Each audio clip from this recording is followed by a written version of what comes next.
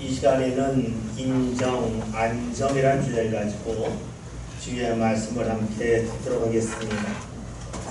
며칠 전 제가 아내에게 지금까지 살아오면서 거의 하지 않았던 반찬 이야기를 했습니다. 제가 말한 것은 앞으로 식탁에 멸치가 좀 자주 올라오면 좋겠다 하는 말이었습니다. 이 말을 들은 아내가 의아해했습니다. 왜냐하면 제가 지금까지 평소에 멸치를 즐겨 먹지 않았기 때문입니다. 멸치가 식탁에 올라와도 잘 먹지 않았는데 갑자기 앞으로 식탁에 멸치가 자주 올라오면 좋겠다는 말을 들으니까 좀 당황스러웠던 것 같습니다. 그래서 제가 이유를 설명했습니다. 며칠 전 집에 있는 체중계가 있는데 입맛이 체중계입니다. 몸무게만 나오는 게 아니라 몸에 있는 성분 또 몸에 어떠한 것이 있는지를 상세하게 설명해주는 그런 체중계죠. 그 체중계에 올라가서 체중을 재고 나서 면밀히 살펴보았더니 제 몸의 골 질량이 좀 낮게 나왔습니다. 골 질량이라고 하는 것은 뼈의 밀도를 말하죠. 뼈가 그만큼 약해졌다 하는 겁니다. 예전에는 그런 걱정을 하지 않았는데 이제 저도 뼈가 좀 약해졌구나 하는 그런 걱정 속에 살아야 함을 느끼게 되었습니다. 그래서 아내에게 한 말이 내가 멸치는 별로 좋아하지 않지만 골 질량이 낮아졌으니 뼈에 좋은 음식을 먹어야 되겠으니까 멸치를 먹으면 좋겠다 하는 이야기를 했습니다. 그로부터 평소에 잘 먹지 않았던 우유도 요즘 자주 먹습니다. 사람은 나이가 들면 몸이 약해집니다. 몸의 기능이 떨어지죠. 일하는 속도, 반응도 더디어집니다. 이것을 에이징 커브라고 말합니다. 우리나라 말로 한다면 노쇠화라고 말할 수가 있습니다. 모든 사람들에게 에이징 커브가 있습니다. 에이징 커브, 나이가 들면서 무언가 구부러진다고 하는 사실은 달가운 일은 아닙니다. 그런데 이 일이 아주 치명적인 사람들이 있습니다. 바로 운동선수들입니다. 운동선수들에게는 힘과 속도가 중요합니다. 그런데 나이가 들면 에이징 커브가 오면서 선수들의 실력이 어느 순간부터 떨어지기 시작을 합니다. 반응 속도가 더디어지기 때문이죠. 그래서 프로구를 안에서는 선수들과 계약할 때에 그 선수의 나이를 면밀하게 살펴봅니다. 아무리 실력이 뛰어나다 할지라도 에이징 커브가 올 나이가 되면 그 선수와 계약하기를 주저합니다. 계약한다 할지라도 단기 계약을 하지 장기 계약을 하지 않습니다. 왜냐하면 모든 사람이 에이징 커브를 경험하게 되면 실력이 떨어지고 또 하던 것도 제대로 하지 못하기 때문입니다. 스포츠보다는 냉정합니다. 선수들에게 투자한 만큼 거둬 들어야 하기 때문입니다. 지난해에 에이징 커브로 인해서 구단에서 멀리한 선수가 있는데 그 중에 한 선수가 프로야구 선수인 박병호입니다. 그는 우리나라에서 최고의 홈런 타자 중에 하나입니다. 2011년부터 21년까지 키움이라고 하는 구단에서 활약을 했습니다. 통계에 의하면 키움이라는 구단에서 그에게 지금까지 지불한 돈이 80억이라고 합니다. 그러나 그 선수가 잠깐 미국에서 활약하면서 이적료를 받았는데 그때 받은 돈이 170억 원이랍니다. 그러니까 박병호 선수가 키움에서 활약한 것을 제외하고 키움에게 돈을 벌어준 것이 90억 원 이상이 됩니다. 그런데 지난 2년 동안 즉 2020년도와 2021년도에 그의 성적이 크게 떨어졌습니다. 그러자 구단에서는 그와 계약하지 않았습니다. 박병호 선수는 1986년생이니까 구단에서 보았을 때에 프로야구 선수로서 에이징 커브가 왔고 다시는 과거의 실력을 회복할 수 없을 거라고 여겼기 때문입니다. 그래서 박병호 선수는 은퇴할까 말까 하는 기로에 섰는데 KT라고 하는 구단에서 박병호 선수와 3년 계약을 했습니다. 올해부터 KT에서 뛰고 있는데 박병호 선수는 지금까지 홈런 32개를 쳤습니다. 1위입니다. 2위가 22개니까 특별한 이변이 없는 한 그는 홈런 왕이 될 겁니다. 타점도 지금 1위입니다. 타점만 될 가능성도 높습니다. 2년 동안 에이징 커브로 인해서 실력이 크게 떨어졌던 박병호 선수가 올해 거의 전성기 시절의 모습을 회복하자 전문가들이 왜 이런 일이 일어났을까 분석하기 시작했습니다. 첫 번째 분석은 박병호 선수가 버림받았다고 하는 마음을 갖고 열심히 훈련을 했기 때문에 좋은 결과를 가져온다 하는 겁니다. 또 다른 하나는 박병호 선수에게 안정감이 생겼다는 겁니다. 나이든 선수들은 계약 만료 시점이 되면 긴장한다고 그럽니다. 이번에 잘하지 못하면 재계약하지 못할 텐데 하는 그런 불안감이 찾아온다는 거죠. 그래서 타석에 들어설 때마다 긴장을 하다 보았더니 자신의 실력을 발휘하기가 어렵다 하는 겁니다. 그런데 KT에서는 박병호 선수가 계약을 하면서 3년 계약을 했습니다. 3년 계약을 했다고 하는 것은 올해 잘하지 못해도 내년이 있고 내년에 못해도 후년이 있다고 하는 그런 심리적인 안정감을 주었다는 것이지요. 심리적으로 안정감을 찾은 박병호 선수는 자신의 실력을 마음껏 발휘할 수 있게 되었다는 겁니다. 지금 박병호 선수는 에이징 커브를 거스리고 있습니다. 그 이유는 그가 열심히 훈련한 것도 있겠지만 그가 불안해서 벗어났기 때문입니다. 그가 불안해서 벗어난 것은 그가 속해 있는 구단에서 그를 인정해 주었기 때문입니다. 여러분 그렇습니다. 박병호 선수가 그러하듯이 사람은 인정을 받느냐 인정받지 못하느냐에 따라서 자신의 실력을 잘 발휘할 수도 있겠고 때로는 자신에게는 실력을 제대로 발휘하지 못할 수도 있습니다. 실력이 출중하고 또 잠재력이 많이 딸지라도 누군가에게 야유를 받으며 인정받지 못한다면 자신의 실력을 잘 발휘할 수가 없습니다. 반면에 실력이 뛰어나지 아니할지라도 주위에서 인정해주고 격려해주면 그의 실력을 최대한으로 발휘할 뿐만이 아니라 때로는 실력이 향상될 수도 있습니다. 인정받는다고 하는 것을 다른 말로 하면 신난다라고 말할 수 있습니다. 모든 사람이 그렇지 않습니까? 일을 할 때에 신나면 일을 잘할 수가 있고 신이 나지 아니하면 일을 하기가 어렵습니다. 인정한다고 하는 것은 무척이나 중요한 일이지만 인정한다고 할 때에 더 중요한 것이 하나 있는데 시기입니다. 결과를 보고 인정하는 것이 있고 결과를 보기 전에 인정하는 것이 있습니다. 결과를 보고 인정하는 것은 누구나 다 할 수 있는 것입니다. 반면에 결과가 나타나지 아니했음에도 불구하고 인정하는 것은 결코 쉬운 일이 아닙니다. 결과를 보고 인정하는 것은 모든 사람이 합니다. 그러나 결과가 나타나지 아니했음에도 불구하고 누군가를 인정한다고 하는 것은 아무나 할 수 있는 일이 아닙니다.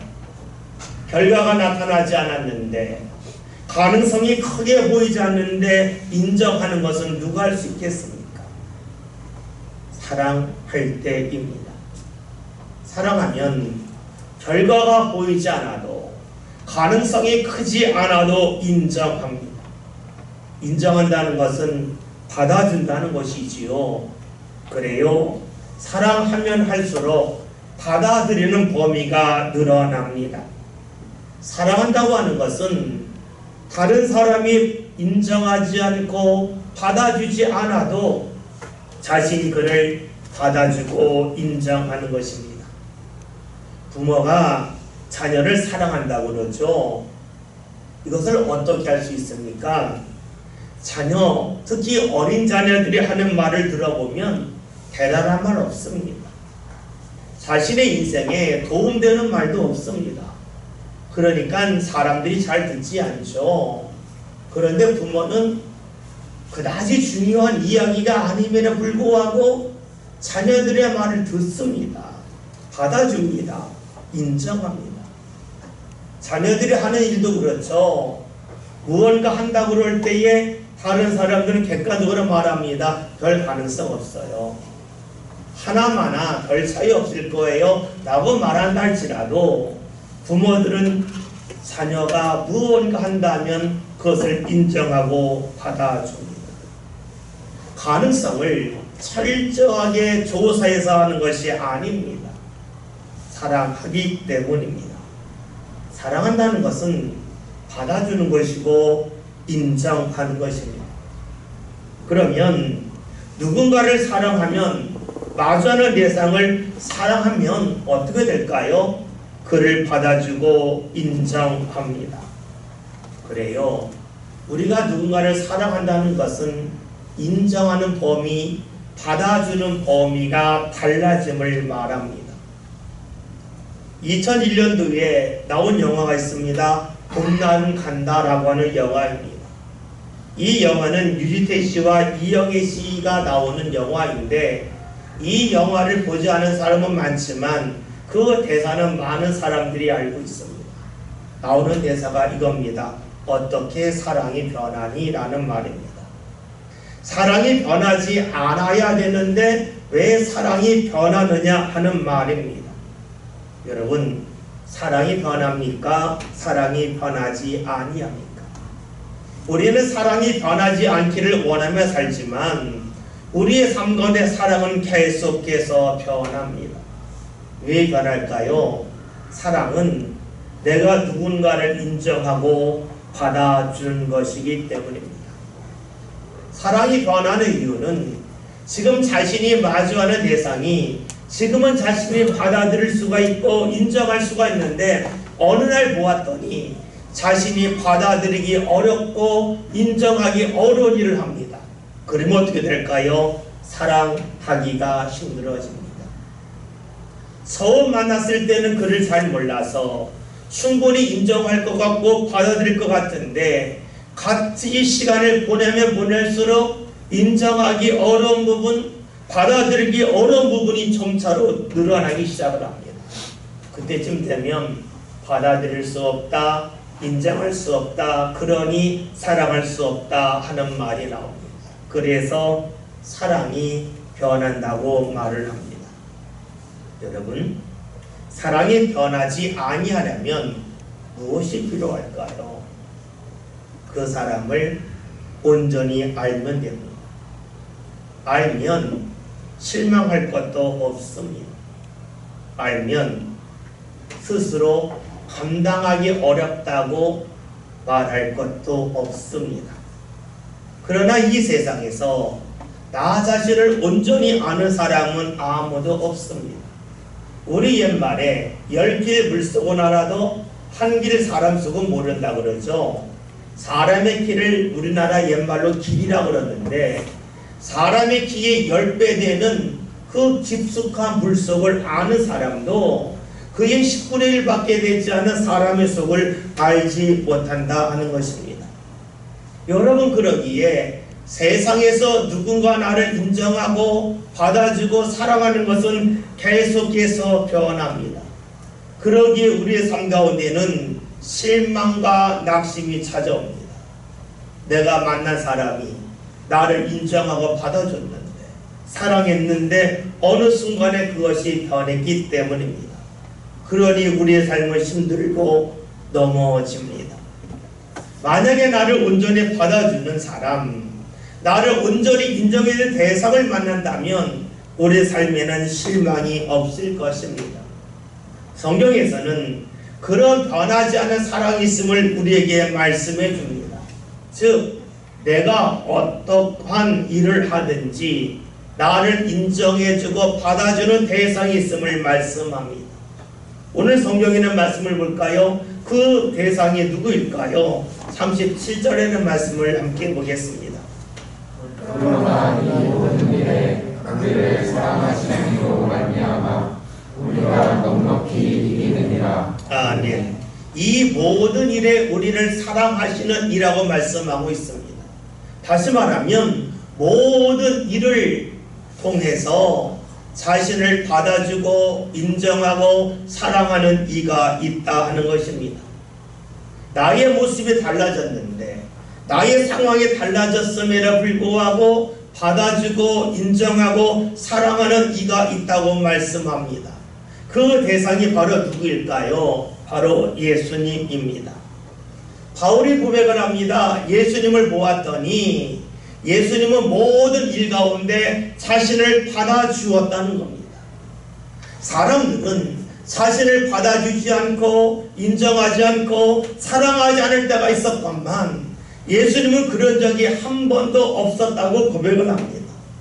바울이 어떻게 이런 고백을 할 수 있었겠습니까?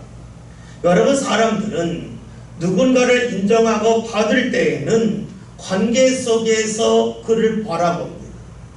지금까지 자신에게 어떻게 해왔는지를 통해서 그 사람을 인정하기도 하고 받아들이기도 하고 사랑하기도 합니다. 바울을 생각해 봅시다. 바울은 사도행전 7장에 있는 말씀을 보면 예수님을 열심히 믿고 전한 스데반을 죽이는데 앞장을 섰습니다. 사도행전 9장에 있는 말씀을 보면 바울은 예루살렘에서 300km 이상 떨어진 다메섹까지 가서 예수 믿는 사람을 박해하고자 했습니다. 그런 바울이 다메섹을 향하여 가다가 예수님을 만났습니다. 예수님을 만나고 나서 내가 지금까지 잘못 살았구나 하는 것을 깨닫고 더 이상 예수님 믿는 사람을 박해하지 않고 예수님을 전하고자 결심하고 삶의 방향을 바꾸었습니다. 그런데 이렇게 바울이 달라지자 사람들이 바울을 인정하지 않았습니다. 바울과 함께 같이 박해했던 사람들은 바울을 향하여 배신자라고 하면서 그를 죽이려 했습니다. 반면에 예수를 믿는 사람들은 바울이 우리를 잡아가기 위해서 거짓말하고 있다 하면서 그를 멀리했습니다. 바울의 모습이 달라졌을 때에 그 누구도 바울을 인정하지 않았습니다. 그런데 예수님은 그런 바울을 인정해 주셨습니다. 그런 바울을 받아주셨습니다. 그가 예수님 믿는 사람을 박해할 때에도 그리고 예수님을 전하는 사람이 되고자 할 때에도 그를 여전히 받아주셨습니다. 그뿐만이 아니죠. 바울이 예수님을 믿고 전할 때에 늘 좋았던 것만은 아닙니다. 그러니까 예수님을 전하지만 그의 마음속에는 분이, 화가 가득할 대로 적지 않았습니다. 사람들을 만나서는 예수를 믿으면 사랑해야 됩니다 라고 전했지만 그의 마음속에서는 화가, 분이 떠나지 아니했습니다. 그러니 바울은 괴로웠겠죠. 사랑해야 한다고 말하지만 사랑하지 못하는 자신을 보면서 괴로웠습니다. 마음으로는 내가 예수님 말씀대로 살아야지 했지만 막상 그의 몸은 자신이 감정에 따라 자신의 분에 따라 움직였습니다. 입과 삶이 달라졌습니다. 이쯤 되면 바울이 갈등하지 않았겠습니까? 자기 자신을 보면서 뭐 이런 사람이 있나 하지 않았겠습니까? 그리고 이러한 생각 가졌겠죠. 이러한 나를 주님이 과연 받아주시고 인정해 주실까 하는 것이었습니다. 사실 바울만 그런 것은 아니죠. 우리들도 역시 그러하지 않습니까? 여러분 혹시 교회 나오면서 두려워해 본 적 없습니까? 여러분 기도하기 전에 두려움에 떨어본 적 없습니까? 저는 사실 많았습니다. 제가 목회자이지만 저도 모르게 순간적으로 이거 하면 안 되는데 하는 일을 할 때가 적지 않았습니다. 그리고 교회에 와서 기도하라고 하면 두려움이 몰려옵니다. 하나님이 내 귀로 들으실까? 하는 두려움이 있습니다.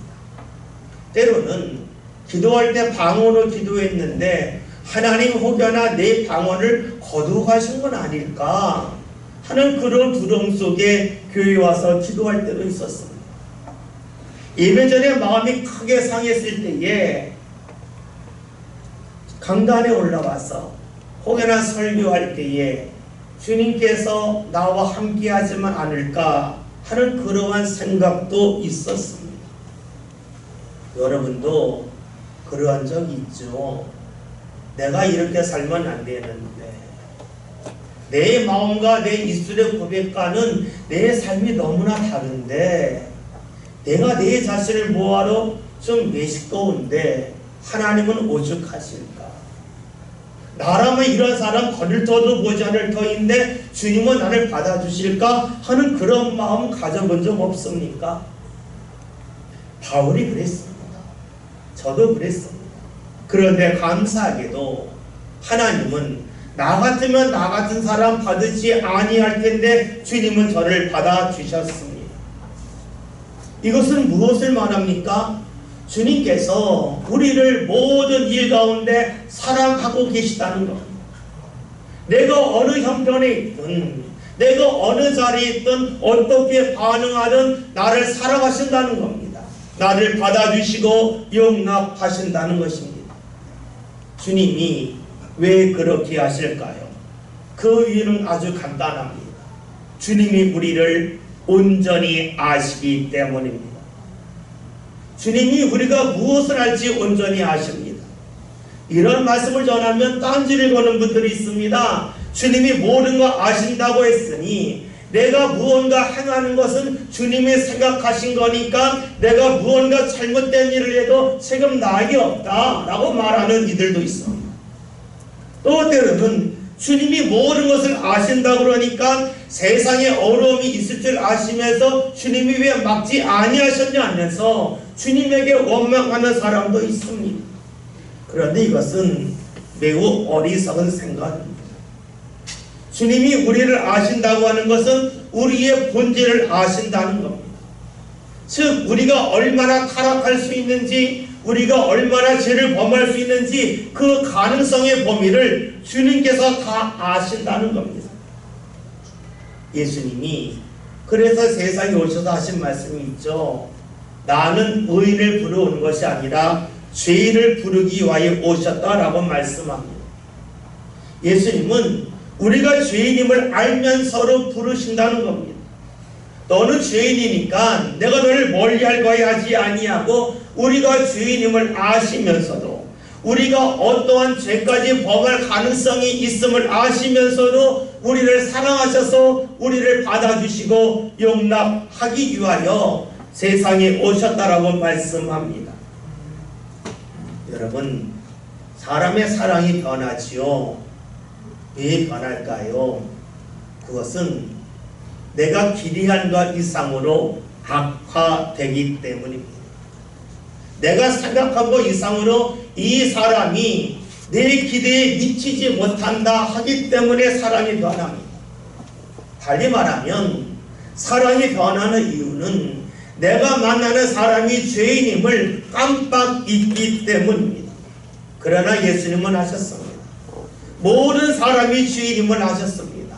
그럼에도 불구하고 사랑하십니다. 그러기에 오늘 37절에서 말씀하시죠. 모든 일에 사랑하시는 이로 말미암아 라고 말씀하고 있습니다. 이것은 달리 말하면 주님은 우리를 받아주시고 인정하신다는 것이고 또 다르게 말한다면 주님의 사랑은 변하지 아니한다는 것입니다. 주님의 사랑이 변하지 아니함을 알았기에 바울이 이렇게 고백을 하죠. 37절의 말씀을 다시 한번 보겠습니다. 그러나 이 모든 일에 우리를 사랑하시는 이로 말미암아 우리가 넉넉히 이기느니라. 아멘. 주님이 자신을 사랑하기 때문에 모든 일에 넉넉히 이긴다라고 말씀합니다. 우리는 넉넉히 이긴다는 말씀이 너무나 좋아서 주님이 나를 사랑하시니까 나는 모든 것을 이기겠구나. 내가 축구에도 이기고 내가 태권도에도 이기고 공부에도 이기겠구나라고 생각을 하지만 현실에서는 그런 일이 없습니다. 왜 그럴까요? 이긴다고 하는 것은 어떠한 특정한 다른 대상과 겨루어 이긴다는 것이 아니기 때문입니다. 이긴다고 할 때에는 자기 자신을 말합니다.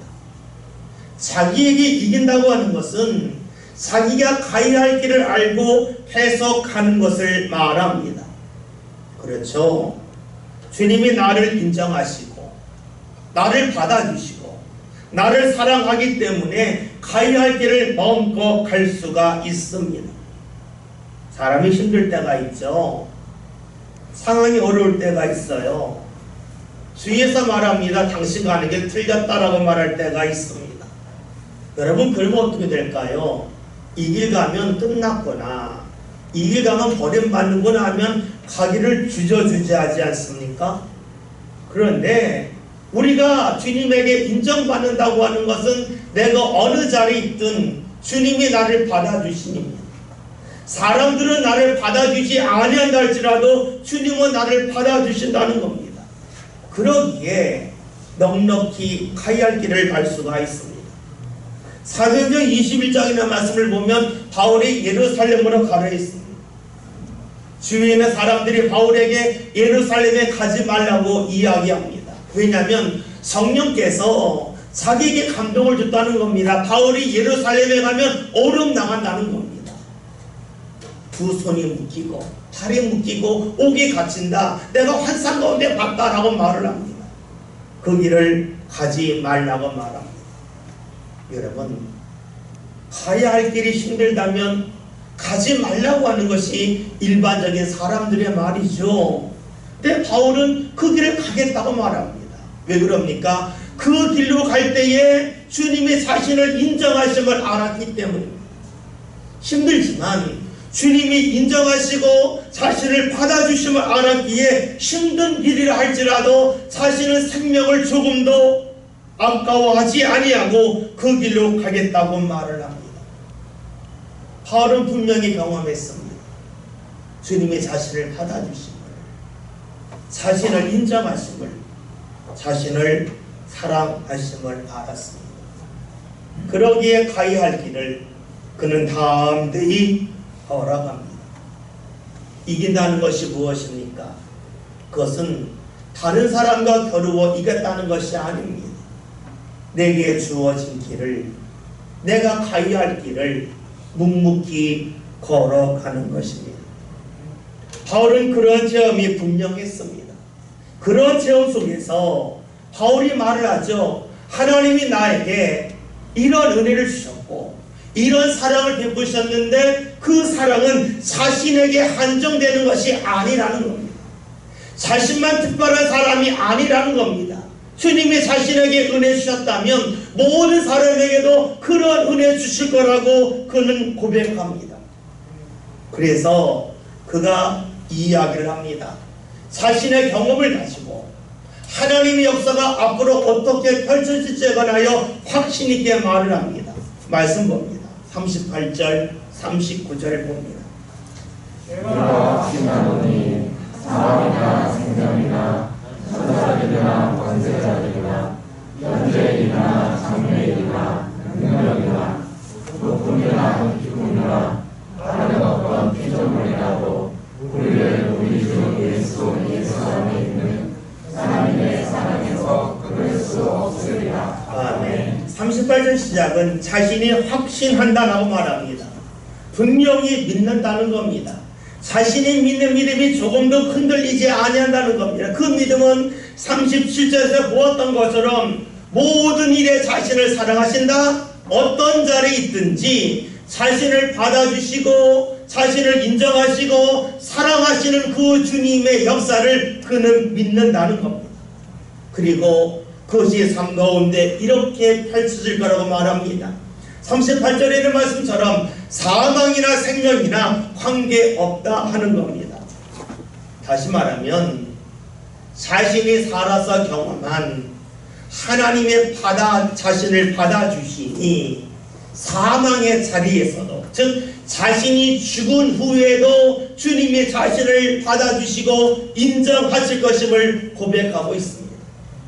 때로는 권세자들이 있습니다. 세상에 힘 있는 사람들이 있습니다. 그들과 멀리하면 옥에 갇히고 고통을 당하지요. 그러나 바울은 그 고통에 대해 옥에서도 주님이 함께 하심을 경험했습니다. 지금까지 주님이 그렇게 함께 하심을 경험했기에 미래에도 앞으로도 주님이 그렇게 하실 것임을 고백하고 있습니다. 바울의 고백은 38절에서 내가 확신하노니라고 시작했다가 39절 맨 마지막에서 하나님의 사랑이 끊어지지 아니한다고 말을 합니다. 무엇을 말합니까? 하나님의 사랑은 끊어지지 않는다, 변하지 않는다, 달라지지 아니한다는 겁니다. 자신이 어느 자리에 있든지 간에 주님이 자신을 받아주시고 인정하시고 사랑하시는 것은 결코 변하지 아니함을 말합니다. 사람들은 말하죠. 사랑이 어떻게 변하니? 그것은 무엇을 말합니까?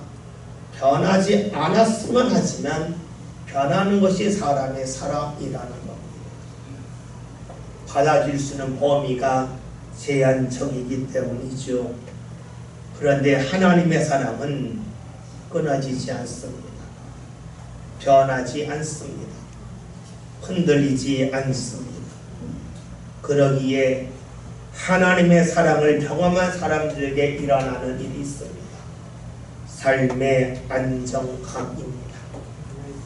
생각해 보십시오. 여러분이 멋진 강변에 있는 다리를 건너봅니다. 근데 그 다리가 끊어질 거라고 생각하면 그 다리를 건너지 않을 겁니다. 만약에 여러분이 다리 한가운데쯤 왔는데 다리가 끊어질지도 모른다고 하는 불안감이 엄습해 온다면 여러분의 다리는 떨릴 겁니다. 그리고 앞에 아무것도 보이지 않을 겁니다. 아무리 멋진 광경이 있달지라도, 멋진 경치가 펼쳐진다 할지라도 그것은 결코 눈에 들어오지 않습니다. 다리를 건너면서 누가 아름다운 곳을 볼 수 있습니까? 다리가 끊어지지 아니한다고 하는 확신이 있는 사람입니다. 다리가 끊어질지도 모른다는 불안감 속에 있다면 결코 아름다운 것이 있어도 아름다운 것을 볼 수 없습니다.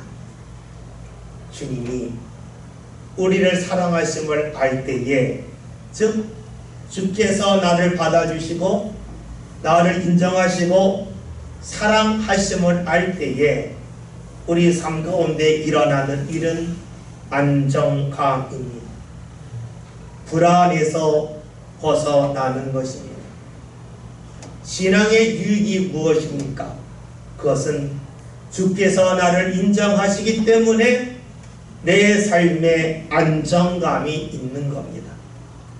삶의 안정감이 있기에 다리를 건널 때에 아름다운 광경을 마음껏 볼 수 있는 사람처럼 우리의 인생의 다리를 건너면서도 아름답고 멋진 것을 마음껏 볼 수 있습니다. 주님께서 나를 받아주시고 인정하시고 사랑하심을 알지 못한다면 우리의 삶은 어떻게 될까요? 계속해서 불안할 수밖에 없습니다. 건물을 지을 때에 기둥이 중요합니다.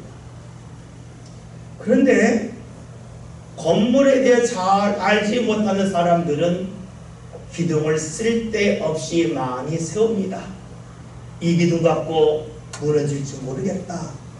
기둥을 더욱더 많이 세웁니다. 그러나 건물에 아는 사람들은 꼭 필요한 기둥만을 세웁니다. 꼭 필요한 기둥만을 세우는 사람은 쓸데없는 수고를 하지 아니하겠죠. 그러나 잘 알지 못하는 사람은 불안해서 쓸데없는 기둥을 계속해서 세울 수밖에 없습니다. 쓸데없는 곳에 많은 시간과 물질을 투자할 수밖에 없습니다. 주님을 믿는 사람, 주님이 나를 사랑하셔서 나를 인정하시고 나를 받아주시는 사람에게는 안정감이 있습니다. 이 안정감은 우리가 이 세상을 떠날 때에도 그대로 드러납니다. 죽음 앞에서 어떤 사람들은 불안합니다. 왜냐하면 자신을 누가 받아줄지 모른다면 두려울 수밖에 없겠죠. 그러나 주님이 나를 받아주시고 인정하시는 사랑하시는 분임을 분명히 경험하고 아는 사람은 안정감 속에서 죽음을 맞이할 수 있습니다. 오늘 말씀 제목이 인정, 안정입니다. 사람들은 아는 만큼 인정합니다. 그러나 사람이 아는 것은 불완전하기 때문에 사람의 인정은 어느 순간에 사라질 수 있습니다.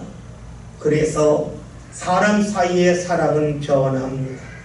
그러나 주님은 우리를 다 알고 계십니다. 우리가 죄인임을 알고 계십니다. 그러면서도 우리를 사랑하십니다. 그러기에 주님의 사랑은 변함이 없습니다. 주님의 사랑은 끊어지지 않습니다. 주님의 사랑은 흔들리지 아니합니다. 그 사랑이 우리 삶 가운데 임할 때에 우리의 삶은 안정감 속에 살 수 있습니다. 있는 자리에서 볼 수 있는 아름다움 마음껏 볼 수 있습니다.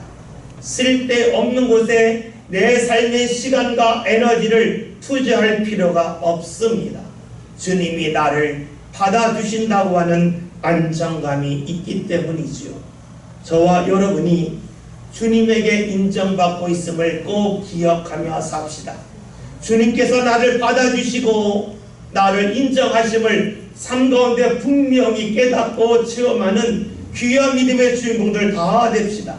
그래야 우리의 삶이 안정감 속에서 흔들림 없이 가야 할 길을 향하여 다음 뒤에 나가는 저와 여러분이 다 될 수 있기를 주님의 이름으로 기원드립니다.